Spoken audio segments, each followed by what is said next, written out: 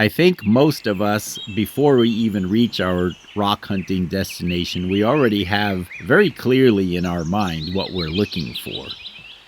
And our eyes are trained to look for that one type of rock or two types of rock. Maybe we're looking for agates and jasper along a river such as the Yellowstone.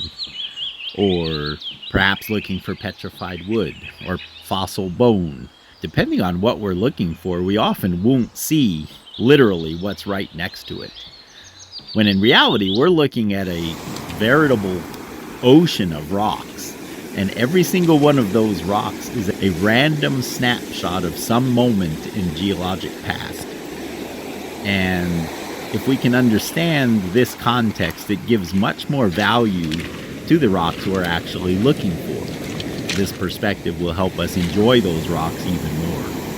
So in this video, we're going to delve into the idea of rocks as photographs, similar to maybe Google Street View random images as you're scrolling along. And every now and then you find that one candid photograph that really makes sense. We will also be looking at some amazing specimens that I have in my own collection. You can try this at home. Take your camera, set it to a very high shutter speed to take a series of photos, and just randomly move it around the room as fast as you possibly can. You'll find that most of the images, you can't even tell what they are. And especially if you weren't aware of the room that they were taken in, you would have no clue. And this is the reason why most of the rocks we look at don't look like anything. And then you'll have another batch of photos where perhaps if you turn your head sideways and squint, you can kind of tell what they are. It's like, oh yeah, I know what that is. But it definitely wouldn't be a photo that you would keep in the photo album. Then we come across those special rocks that really capture some detail that we're looking for in a way that we can really understand. If you stop and think about it, the science of geology consists in rounding up enough of these good, clear photos and putting them together, similar to a puzzle.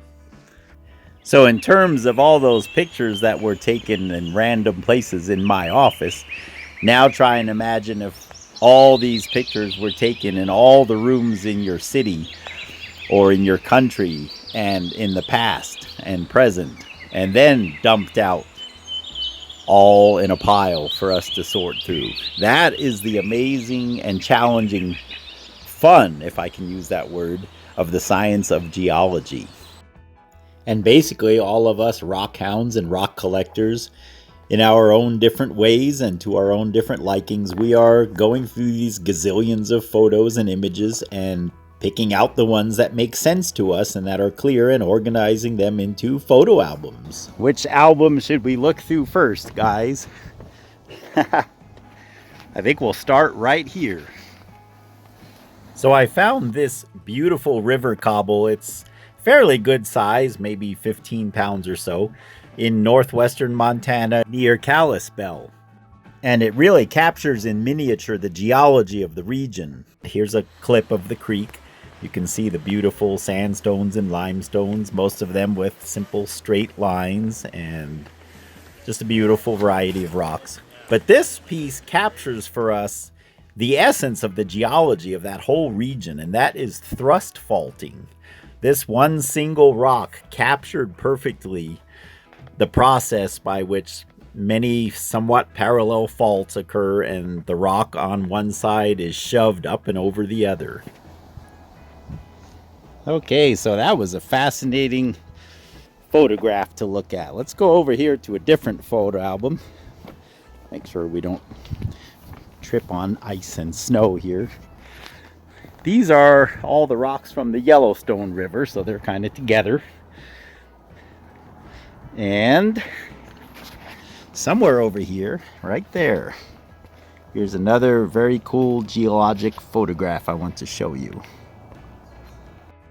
From the previous rock in northwestern Montana, now we move to south central Montana to the Beartooth Mountains. This rock was found in the Yellowstone River, but it undoubtedly came out of the Beartooth uplift, which was Archean rocks, which are some of the oldest rocks on the face of the earth, some as much as 3.7 billion years old. And these rocks were uplifted and have eroded into the Yellowstone River. In uncommon photographic symmetry, we see here captured a fault that was later filled with epidote and quartz. And the epidote and quartz really make a nice contrast with the pink and black and purple gneiss that appeared to be the bedrock in which this fault occurred. But what's amazing about this is just how perfectly it's captured, how centered it is in the rock. It couldn't have been planned any better than that. There's really so much history in every one of these rocks, and we still have a lot more rocks that I want to cover in this video. But for today's filming, I think this will be about it because the light is quickly fading. So over here, I have a lot of rocks from Wyoming. And we're going to look at this beautiful piece of petrified wood that is rotten and eaten by worms of some kind. Honestly, I'm not 100% sure that it is wood that has been eaten by worms. It could also be petrified palm wood, which is fascinating to imagine if you've been to this area of Wyoming. The last thing you would ever imagine would be palm trees. But whether it's petrified palm wood or other wood that has been eaten by insects as it rotted, it's a beautiful glimpse into the distant past. Scientists say about 50 million years ago, this piece of wood was laying on the ground, bugs crawling over it. Such an excellent photo of a piece of wood on a forest floor so long ago. Literally every one of these rocks on all these different sculptures that are from different places, different histories, just random Google Geological Street View photos from all the different times, all the different places. What we're going to see now is a large piece of our local fountain formation sandstone, which is about 300 million years old. It's a big one, really a nice piece. And what makes it such an excellent photograph is this angled face we're seeing here, which gives us an extra clear and focused view of the actual layering of the rock. It's like somebody set up a tripod and took not really a photograph, but rather a video of a beautiful wide beach with waves moving back and forth, separating out the sand, just like we see happening on beaches today. This is a video I did a few years ago of Coronado Beach in San Diego, which is a very wide beach, and the sand is made up of different minerals, and the minerals separate based on their weight and size of the grains and so forth. And that's what leads to this tight banding or layering that we see in many sandstones. And this is a beautiful shot of that going on. This next picture I want to show you guys is a crystal clear snapshot of a violent, frothy volcanic eruption in central Mexico. This rock was collected in the scoria mine that's literally a stone's throw from our house that we have in Atlacomulco in the state of Mexico. I brought quite a few of these rocks back, but most of them are covered with snow, but luckily the one I want to show you doesn't have any snow on it. And it captures, like, in literal perfection, the moment when the pancake didn't get turned over quite right. Perhaps you have seen for yourselves or maybe watched videos of volcanic eruptions up close, and you see where there's lava and the bubbles are shooting out of it, and the lava kind of flips over on itself occasionally. That's what this is. This is a piece that was probably close to where the action was going on, and it flipped over on itself. Here's a picture of the mine that it came from.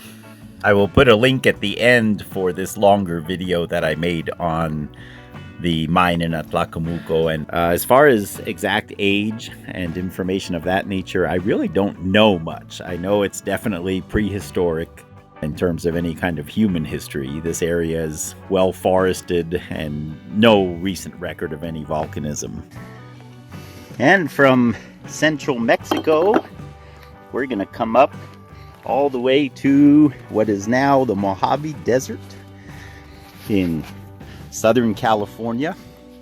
In the area east of Barstow, California, there are several lava flows of varying ages, anywhere from as recently as 10,000 years ago up to several million years in age. And I'm not really sure how old this particular specimen is, but it is a spectacular basalt ventifact. If ever there were a way of taking a geologic video as opposed to a photograph, this rock would be it. This is vesicular basalt, and the sand grains get into each vesicle and enlarge it, similar to footprints on your lawn when the snow starts to melt and the footprints keep getting bigger. As you can see, the wind still howls across that area, bearing sand, and this acts as an abrasive. And so this rock isn't in the past, it's still being shaped today, which is fascinating geology. So from Southern California, we're going to come back to modern-day Colorado, along the front range of the Rockies. In the Cashlaputer River, I found this beautiful piece of a granite pegmatite, mostly quartz.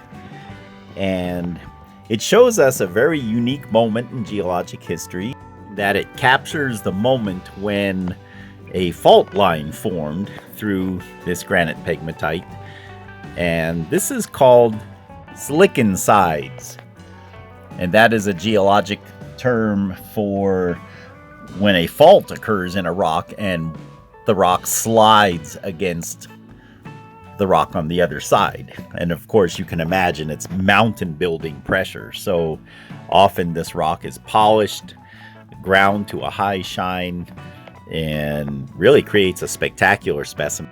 Scientists often refer to these when trying to determine the direction of movement along a fault line. And as I look around here, I'm really amazed at how many rocks we could include in a video like this, but it would be a full-length feature presentation, and I know most of us on YouTube are kind of short on time and can't really watch something that long very often. So I'm looking around. I have lots of ideas, but I'm going to end here with one more unique stone that I think will put things in perspective for us. But we got plenty more for future videos if it looks like people enjoy this kind of thing. And here we're going to actually talk about a piece of concrete. You might be wondering why I'm ending this very geological, scientific video with a chunk of concrete. Here's how we know it's concrete and not a conglomerate. Because there's a piece of rebar or nail or something sticking out of it there. If you notice, it's already been rounded by the river. The concrete that's rounded obviously is the oldest concrete, so maybe it's, 100 or 150 years old or something. But it just goes to show us how quickly even mankind and all our alleged greatness and power to the geologic forces, we're not an exception. Everything we make and everything we do will eventually be processed along with anything else that happens to get in the river or in the ocean or just where geology can take hold of it. Remember, geology is not in the past. We need to get that idea out of our minds. By geology, I mean the forces and processes of the earth changing the way the Lord has designed is ongoing. It's never stopped, and it probably never will. So I just want to end on that note. Several years ago, I cut and polished this piece. Just kind of a light polish just to give it a new look. And we'll put him back in his place. And I really thank you guys for sticking with me. This has been a lot of fun.